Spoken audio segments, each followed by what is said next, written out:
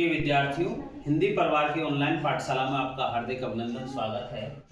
आज हम 5वीं वीडियो के रूप में जो कि वाक्य भेद को लेकर के वाक्य से संबंधित चल रहा था प्रकरण, उसी संबंध में रचना के आधार पर वाक्यों के भेद पढ़ रहे थे और इसे उद्देश्य और विधेय के आधार पर भी भेद कह सकते हैं।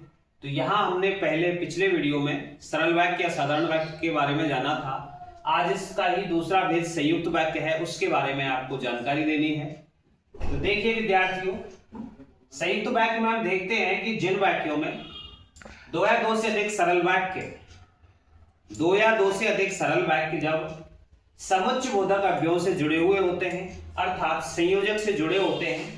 कहने का तात्पर्य यह हुआ कि जिन वाक्यों में दो या दो से अधिक सरल वाक्य यदि संयोजक से जुड़े हों, अर्थात समुच्चयबोधक अव्यय से जुड़े हुए हों, तो वहां पर उसे संयुक्त वाक्य कहते हैं।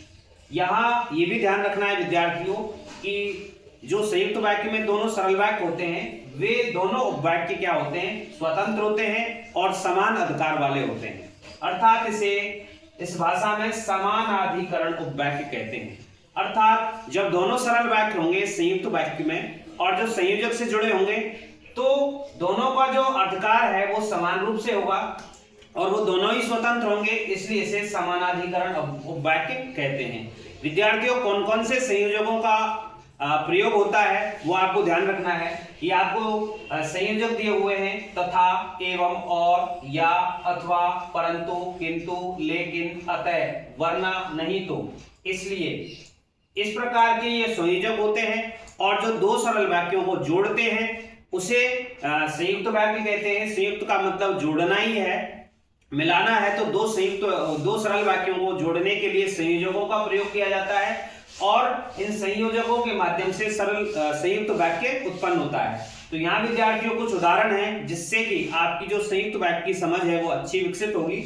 देखते हैं, पहला है रात हुई और तारे निकले। यहाँ पर दो सरल वाक्य हैं और संयोजक समुच्चयबोधक अव्यय और से जुड़ा हुआ है, अर्थात रात का होना और तारों का निकलना। यहाँ पर दो सरल वाक्य हैं और उनको जोड़ने के लिए संयोजक दिया हुआ है, इसलिए यह संयुक्त वाक्य होता है।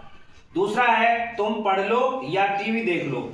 अब इसमें या जो है वो संयोजक है, अर्थात समुच्चयबोधक अव्यय है जो समानाधिकरण है। अर्थात यहाँ पर देखेंगे कि ये जो है पहला सरल वाक्य है, ये दूसरा सरल वाक्य है, लेकिन दोनों ही समान अधिकार वाले हैं, स्वतंत्र हैं, इसलिए ये संयोजक से मिलने पर ये संयुक्त वाक्य बन जाता है। तीसरा उदाहरण है वह गरीब है परंतु, परंतु से जुड़ा हुआ है ईमानदार है।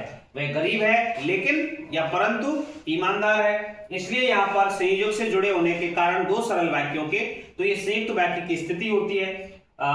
अंतिम उदाहरण है मोहन बीमार है इसलिए भी आता है संयुक्त वाक्य में। तो यहाँ पर दो सरल वाक्य दिए हुए हैं और दोनों सरल वाक्यों को जोड़ने के लिए किसी संयोजक या समुच्चयबोधक अव्यय का प्रयोग किया गया है जो संयुक्त वाक्य की स्थिति को उत्पन्न करते हैं।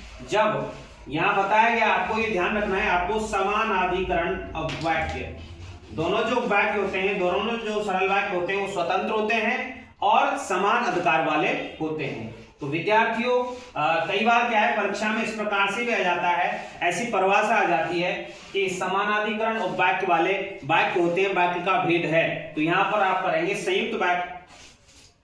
ये था आपका संयुक्त वाक्य। मिलते हैं अगले वीडियो के साथ और मिश्रित वाक्य को लेकर के। तब तक के लिए धन्यवाद।